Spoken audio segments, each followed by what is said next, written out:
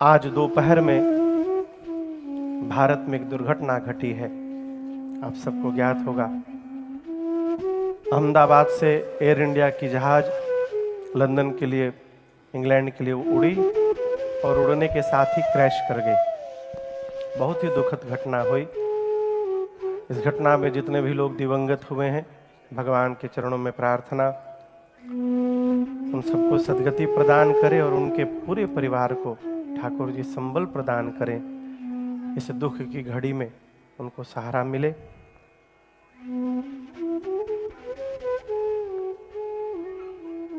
यही रचना है ठाकुर जी की। हम अपनी रचना बना के बैठे हैं, भगवान अलग रचना बना करके बैठे हैं। नर सोचे नहीं होत है, हरि सोचे तत्काल। हम लोग रास्ते में थे, सूचना मिली अचानक, मन बहुत व्यथित हुआ देख करके, सुन करके, लेकिन कर क्या सकते हैं। भगवान सबको शांति दें। कल हमने और आपने अयोध्या कांड की कथा को प्रारंभ किया। मूल रूप से केवट भैया के चरित्र को कल हमने आपने गाया, श्रवण किया है। केवट भैया मानस के अद्भुत पात्र हैं।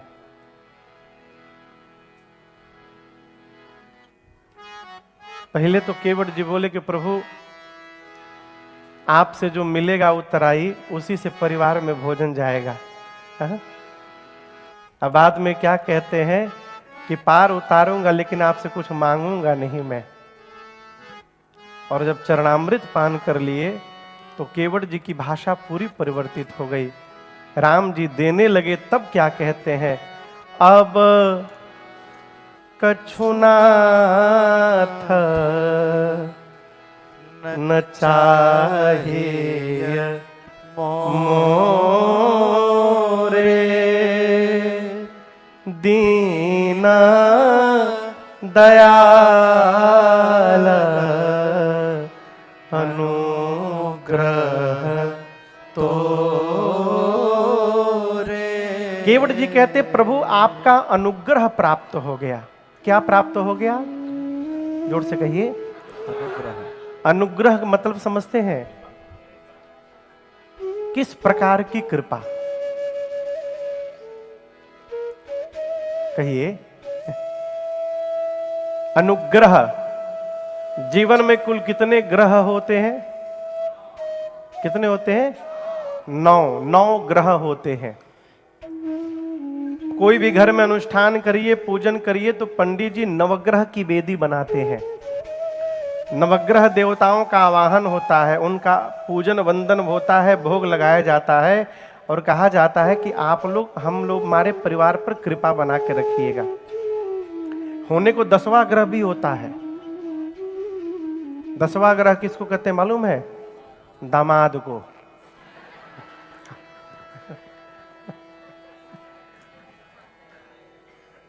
कोई बुरा ना मानेगा। हाँ,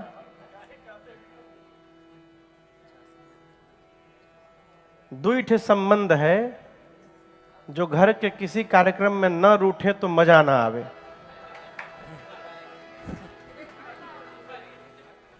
वो संबंध हम नहीं बोलेंगे, आप लोग बोलिए। पहला संबंध भूतपूर्व दामाद और दूसरे वर्तमान के दामाद। नवग्रह की पूजा की जाती है। केवट जी कह रहे हैं प्रभु मेरे जीवन के मेरे सारे ग्रह मुझसे प्रतिकूल हो गए थे। मेरे 9 के 9 ग्रह मुझसे प्रतिकूल थे। अब आप कहोगे महाराज ये क्या लिखा है? जिसके घर में दाने दाने की आफत है, क्या उसके ग्रह अनुकूल है कि प्रतिकूल है?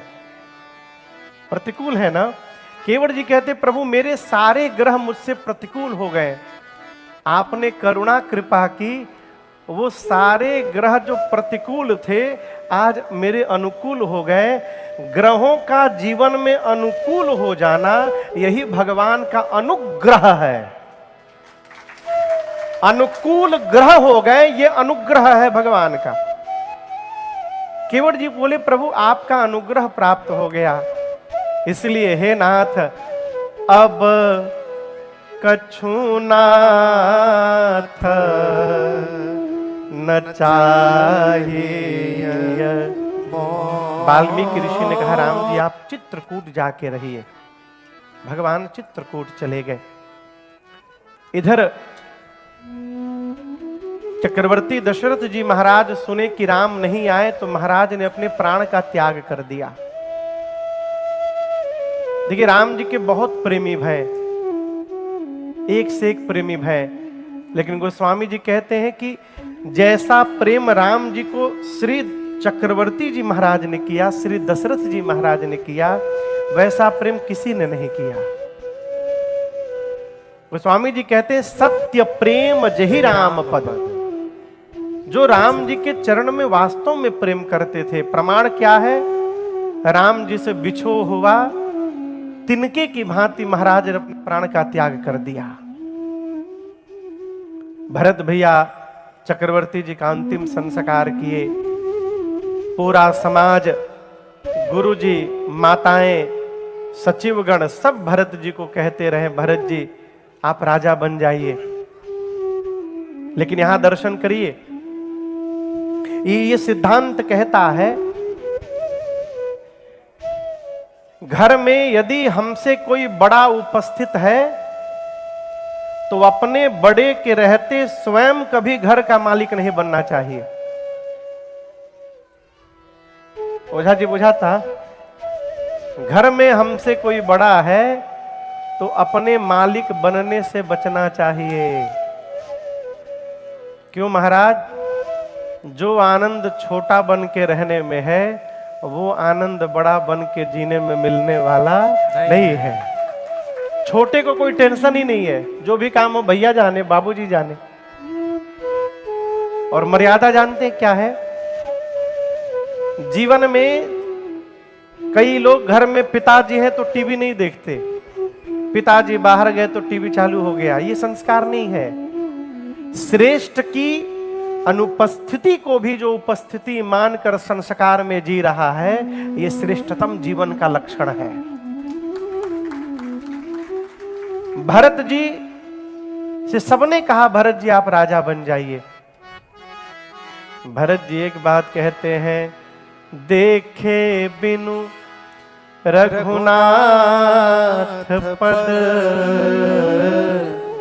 जिय कै जरनी न जाय।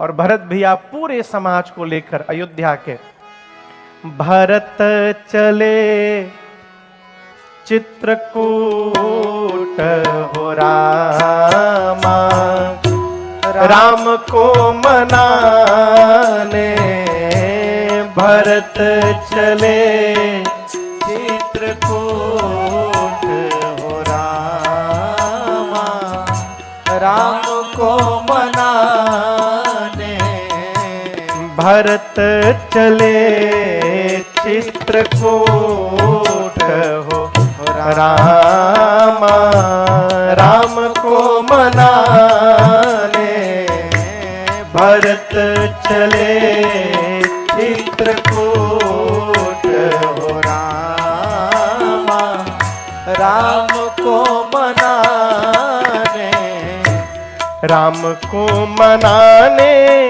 सिया लखन को मनाने, राम को मनाने सिया लखन को मनाने भैया भरत चले चित्रकूट हो रामा, राम को मनाने सिया, राम को मनाने सिया, राम को मनाने।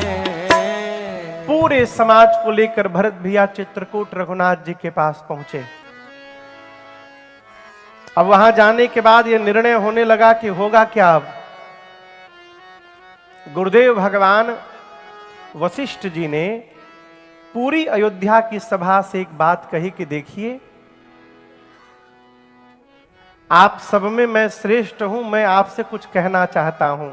और गुरुजी ने पहली बार इस बात का उजागर किया कि राम जी जीव नहीं है। राम जी क्या है? राम जी भगवान है। राजा राम स्वबस भगवान। गुरुदेव ने अयोध्या की प्रजा से कहा कि देखिए, राम वन में रहे अथवा राम अयोध्या में रहे, अयोध्या का राजा कौन है? राम ही अयोध्या के राजा हैं। क्यों? राम भगवान है। ब्रह्मा विष्णु महेश सूर्य चंद्रमा अरुण वरुण पावक कुबेर दिग्पाल, ऐसा कोई भी नहीं है ब्रह्मांड में जो राम जी की आज्ञा का पालन न करे। यदि आप लोग मेरे से उपाय पूछेंगे तो मैं भी यही कहूंगा कि हम लोगों को भी राम जी की ही आज्ञा का पालन करना चाहिए। भरत जी ने कहा, गुरुदेव आप आज्ञा करिए, मैं क्या करूं? गुरुदेव ने कहा, भरत, बुद्धिमान वही होता है जो देखे सर्वस्व समाप्त हो रहा है तो आधे में संतोष कर ले। समझ रहे हैं? अरध तजहि बुध सरबस जाता। घर में भगवान न करे किसी की आग लग जाए तो जो पहले सामने दिख रहा है उसको बाहर फेंकिए। भीतर तिजोरी निकालने जाइएगा तो भीतर वाला भी जलेगा, बाहर वाला भी जलेगा, न जाने आप जल जाइएगा। पूरा बचाने के चक्कर में आधा जो बच रहा है वो भी डूब जाएगा। बुद्धिमान वही है जो देखे कि पूरा समाप्त हो रहा है तो आधे में संतोष कर ले। भरत जी बोले, हम समझे नहीं गुरुदेव आपकी बात। गुरु जी ने कहा कि भरत जी, यदि राम लक्ष्मण और सीता के जगह आप और शत्रुघ्न दोनों भाई 14 साल वन में रहने को तैयार हो जाएं, तो मैं राम लक्ष्मण सीता को लेकर वापस अयोध्या चला जाऊंगा। भरत जी इस बात को सुने तो नाचने लगे। कहे, गुरुदेव आप जो कह रहे हैं ये संभव है क्या? मेरे वन में रहने से भैया वापस चले जाएंगे। गुरु जी बोले, मैं लेके चला जाऊंगा। भरत जी बोले, गुरुदेव मैं 14 साल के लिए वन में नहीं जाऊंगा। गुरु जी बोले, कितने दिन के लिए जाएंगे? भरत जी बोले, गुरुदेव मैं जीवन भर वन में रहने को तैयार हूं, मैं अयोध्या की ओर लौटूंगा ही नहीं। कानन करऊं जन्म भरे बासु, एहि ते अधिक न मोर सुपासु।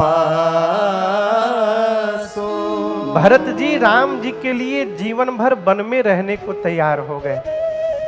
गुरुदेव भगवान वशिष्ठ जी जब ये बात सुने ना, उनकी मति हिल गई। कल्पना भी नहीं कर सकते थे कि एक भाई अपने भाई के लिए जीवन भर वन में रहने को तैयार हो जाएगा। भरत जी बोले, गुरुदेव आपने जो कहा है इसको तुरंत पूरा करिए। मैं अभी और भीतर जा रहा हूं, जीवन में लौट के कभी अयोध्या नहीं आऊंगा, यही समाप्त हो जाऊंगा। आप मेरे प्रभु को लेकर के वापस जाइए यहां से। गुरुदेव सोचिए अब मैं क्या बोलूं। राम जी के पास जाकर बोले, राम आपके भरत के प्रेम ने आज मेरे विचार करने की शक्ति को समाप्त कर दिया है। हम तो कहते हैं राम जो भरत जी कह रहे हैं वही किया जाए। राम जी बोले, हम भी वही करेंगे गुरुदेव जो मेरे भरत कहेंगे हमसे। गुरुदेव ने कहा भरत जी से कि भरत ऐसा अवसर नहीं मिलेगा, जो जो कहना है आज कह दीजिए। भरत भैया खड़े हुए हैं राम जी के सामने और हाथ जोड़कर कहते हैं, मैं जानूं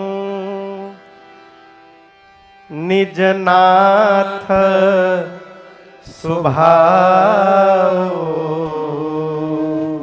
अपराधी हूं पर को न काऊ। भरत जी बोले कि गुरुदेव मैं अपने भैया का स्वभाव जानता हूं, ये अपराधी पर भी क्रोध नहीं करते हैं, मैं तो इनका भाई हूं। एक बात कहूं गुरुदेव, आज तक मेरे भैया ने मुझे जीवन में कभी ना नहीं बोला है। राम जी ने भरत जी को कभी ना बोला ही नहीं। भरत जी कहते हैं कबहू न कीन मोर मन भंगो। और गुरुदेव एक रहस्य मैं आज खोलना चाहता हूं। हम चारों भाई जब बचपन में खेलते थे तो राम भैया लक्ष्मण को अपनी टीम में रख लेते थे। हमको कहते कि तुम और शत्रुघ्न अपोजिशन में रहोगे, विरोधी दल में रहोगे, मेरे सामने रहोगे। मैं कहता था राम भैया से कि भैया मैं तो सपने में भी आपके विरोध में कभी खड़ा नहीं हो सकता हूं, मुझे आप अपने साथ क्यों नहीं रखते, विरोधी दल में क्यों रखते हैं। तो भैया कहते थे भरत तुम समझोगे नहीं, सामने के दल में रहोगे ना तो मैं अपने भाई को देखता रहूंगा, अब मेरा भाई अपने भैया को देखता रहेगा, हम दोनों एक दूसरे को देखते रहेंगे भरत। और गुरुदेव मैं सही बता रहा हूं, खेल प्रारंभ होता था ना तो मैं तो भैया को ही देखता रहता था और उसी देखने के चक्कर में मैं हारने लगता था। गुरुजी पूछे आप लोग खेलते क्या थे। भरत जी बोले कि गेंद ले लेते थे हम लोग, गेंद, फुटबॉल जानते ना, गेंद। और होता था कि उधर से भैया के दल भैया मारेंगे, इधर से हम लोग मारेंगे, जिसके पास गेंद रुकेगा वो हार जाएगा। तो राम भैया गेंद मारते थे तो मैं जोर से गेंद मारता था राम भैया की ओर। शत्रुघ्न पूछते थे भी कि इतनी जोर से क्यों मार रहे हो, भैया को चोट लग जाएगी।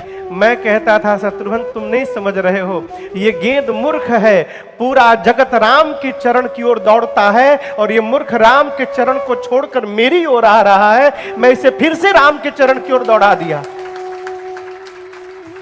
और जब मैं मारता था ना गुरुदेव तो भैया फिर मारते नहीं थे, पांव से उस गेंद को रोक करके स्वयं हार जाया करते थे। लक्ष्मण पूछता था कि भैया आप जानबूझकर क्यों गेंद को रोक लिए। राम जी बोले मेरा भरत साधु है और साधु यदि किसी को मेरी ओर भेज दिया मैं उसको कैसे दूर भगाऊंगा, मैं उसे स्वीकार कर लेता हूं। इस तरह भैया जानबूझ के हार जाते थे। गुरुदेव हारे हु खेल जिता वही मोही। इस हारने वाले भरत को भैया स्वयं हार के मुझे जिता दिया करते थे और पूरी अयोध्या में दौड़ दौड़ के कहते थे मेरा भरत मेरे से भी अच्छा खेलने लगा, आज मेरे भरत ने मुझे हरा दिया।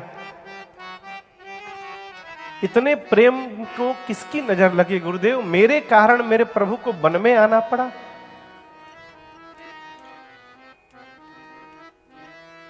राम जी बोले भरत जी आप जो कहेंगे मैं करूंगा, आप कहिए। अभी भरत जी कहते उसके पहले मिथिला से जनक जी महाराज पूरे समाज को लेकर के चले आए चित्रकूट में।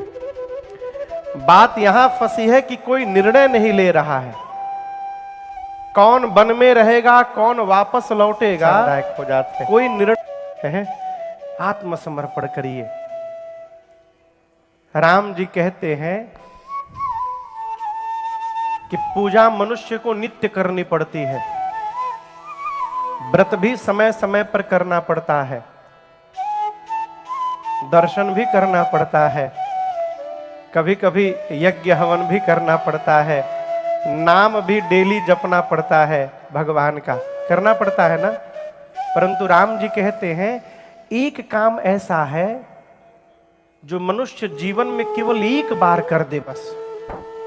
कितनी बार? Once in a life time.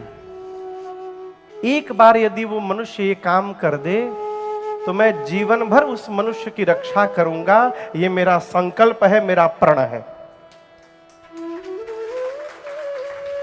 आप जानते हो काम क्या है? भगवान के सामने जाना है और दोनों हाथ उठा करके बोलना है प्रभु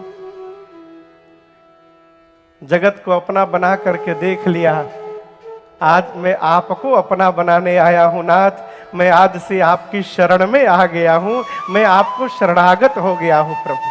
एक बार ये कहना है। भगवान कहते एक बार जो हाथ उठाकर मेरे भरोसे हो जाए, मैं उस मनुष्य की जीवन भर रक्षा करता हूं। इसलिए दर्शन हो पाए चाहे ना हो पाए, मन से भगवान की शरण में रहिए। हम लोग एक पद गाते हैं, किसकी रचना है वो? प्रताप, पूज्य प्रताप जी की रचना है।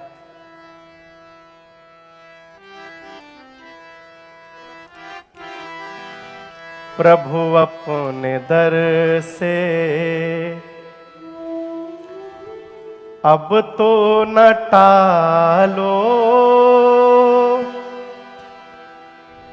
गिरा जा रहा हूं, उठा लो उठा लो। प्रभु अपने दर से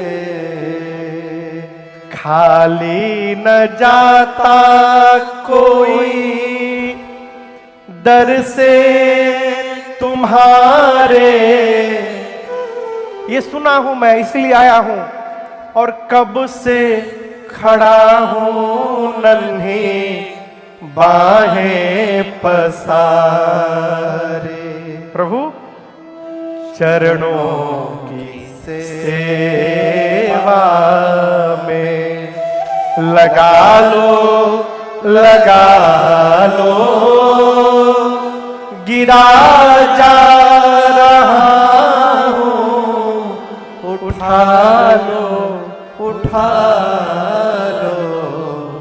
प्रभु अपने दर से नहीं टूट पाएगा ये दुनिया का बंधन, जब तक कृपा ना होगी तेरी रघुनंदन। कदम लड़खड़ाए हैं, संभालो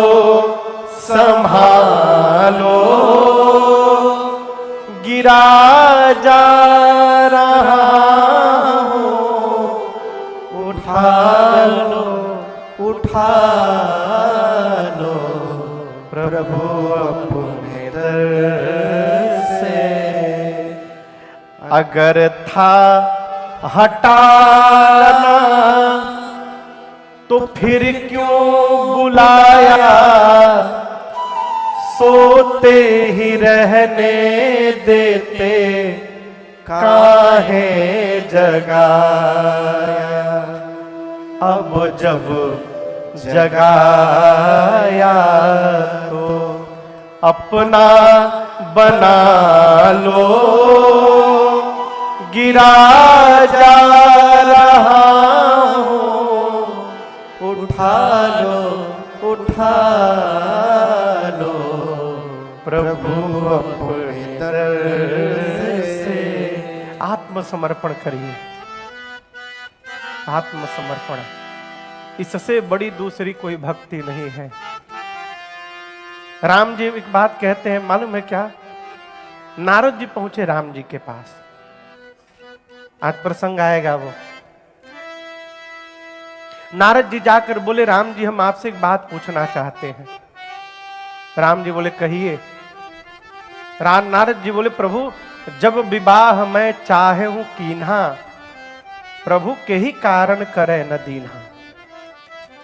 प्रभु जब मैं विवाह करना चाहता था, आपने मेरा विवाह क्यों नहीं होने दिया? राम जी बोले, देखिए नारद जी, मैंने आपकी रक्षा की है। नारद जी बोले, कैसे रक्षा की प्रभु? वहां राम जी जो उत्तर देते हैं ना, वो बड़ा अद्भुत है।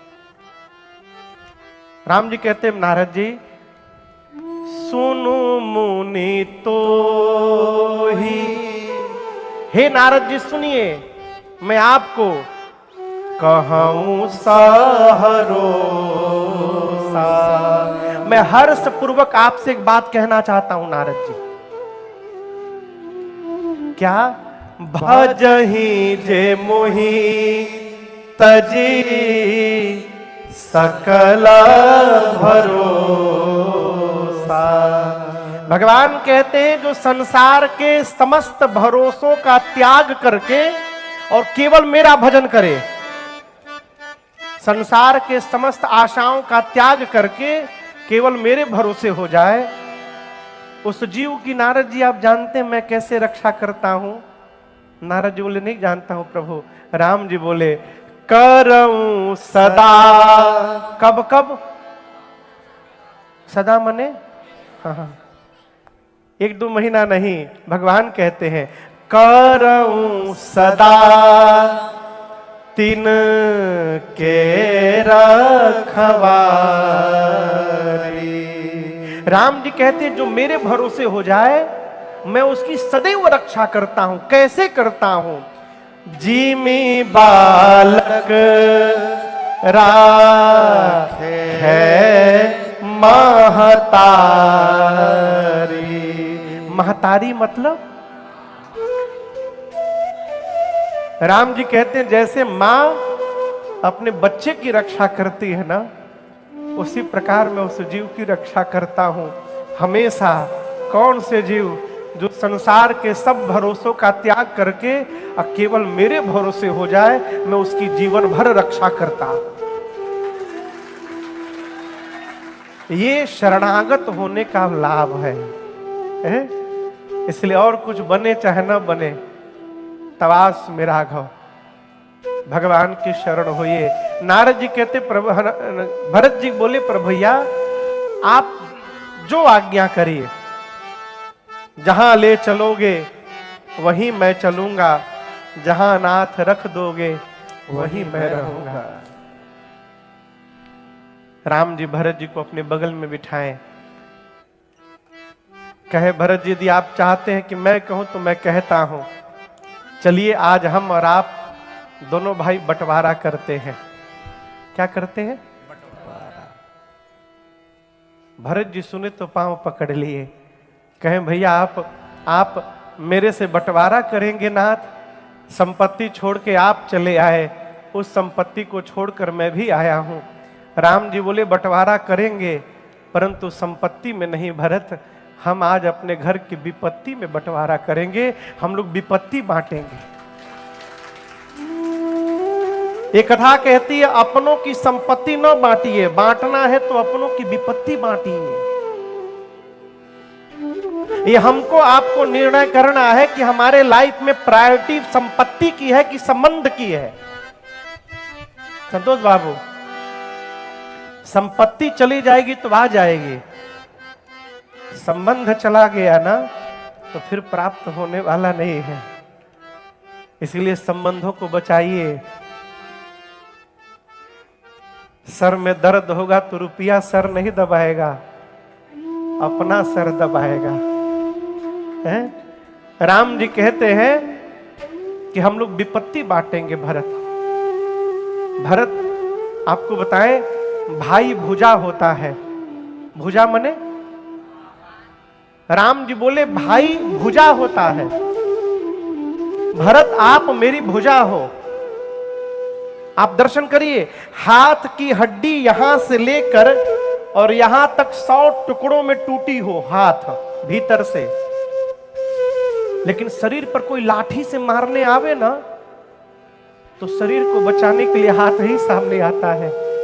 हाथ ये नहीं देखता है कि मैं तो पहले से टूटा हूं और टूट जाऊंगा, हाथ शरीर को बचाने आ जाता है। राम जी बोले तुम मेरी भुजा हो, आज तुम्हारे भैया के ऊपर प्रहार हुआ है, इस प्रहार को मेरा भरत नहीं रोकेगा तो कौन रोकेगा? आपको रोकना पड़ेगा। 14 वर्ष मेरे भरत अयोध्या में रहेंगे, 14 वर्ष मैं वन में रहूंगा भरत।